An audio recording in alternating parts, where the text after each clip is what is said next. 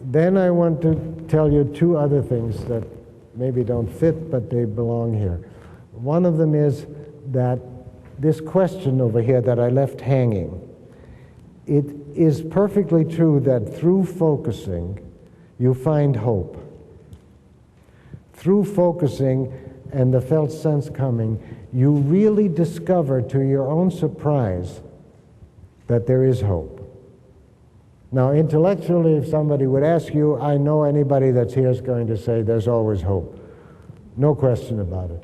But down underneath, there is that one that has lost hope, and they've sunk in there, and now they're depressed, and they're attacking themselves, and they're stuck in there. You discover that there's hope. There's no question about that. I'm not in any way doubting that. I've had that experience constantly. I have a very familiar place where I can sink, and then I'm sunk. And I may be very sophisticated up here, but I'm sunk. And it's not easy to get unsunk, but focusing will get me out of there. Okay? Having said that, there is this question left, that for many people, you can't get them to the point where the focusing brings the shift, brings the felt sense, because it's too stuck or some such thing. Well, if you know psychology or clinical psychology, that's familiar. It's just always true that the method, that's where focusing actually comes from. Back we discovered in research that people don't learn how to refer inwardly in therapy. They have it right at the beginning mostly, and they succeed, or else they don't have it, and then they fail even after years. We didn't predict that. We hated that finding. We didn't predict that finding. But from that finding, one could conclude that therapy is appropriate for people who are better off. You know, they get well. And if you really need it, then it's not appropriate for you. Well, I've seen that thing over and over everywhere. So it's not at all surprising that focusing and the felt sense and the shift, yes, they bring hope. But then there are the people that you've tried to drag there, and they don't go there. And you've done everything you could about that. So that was the way I heard that question.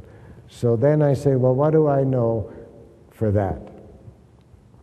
And I know two things for that. One of them is my turtle story. I had this lady, and her dream, awful dream, was there was this sick turtle. And it was walking down the road with its entrails hanging out and trailing behind her. So feel that for a minute, but don't feel it too long. So I worked with her, and I did the things that I do with dreams, which, you know, because it's a turtle, so that means something or other, and then, you know, the dream is translating her problem into turtleness. So what's a turtle to you? And then what did you see visually, and what did the road look like, and where is the road like that in your experience, and all these regular things that I do. And nothing moved.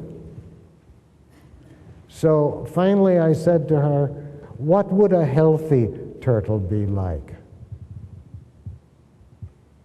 And she said, a healthy turtle? A healthy turtle?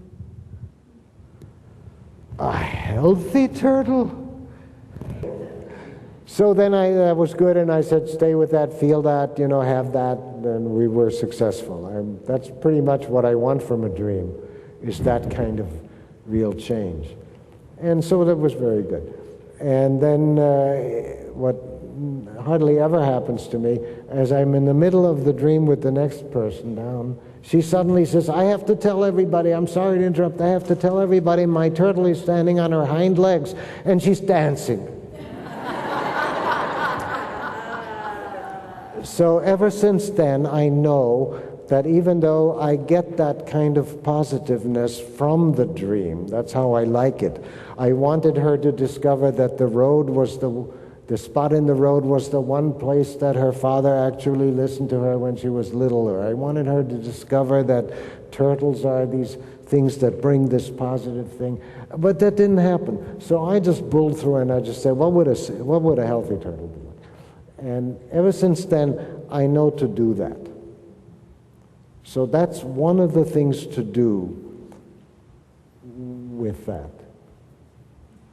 is to deliberately say, what would it feel like in your body if there were hope, or some such thing? What would it feel like in your body if you were well?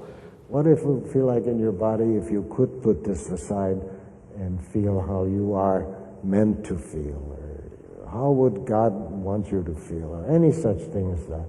That would bring this shift directly. And I try that. Doesn't always work, but it's a very effective thing. And then somebody taught me another thing, which is even more effective than that. And that is to find a little thing, a tiny thing, that brings the positive quality of living somehow. A tiny thing, I mean the way that ashtray gleams after I washed it. A really, really tiny thing can bring this body shift almost sneaky way, except you know you're doing it, almost a sneaky way. It's like this tiny thing gets by the discouraged place when my knowledge that everything can heal doesn't get by there. Or it gets by the place where it attacks me inwardly. And that's a very effective thing. I call that the Kai key. That Kai key has been very helpful. So that's what I have on that question that I left hanging there.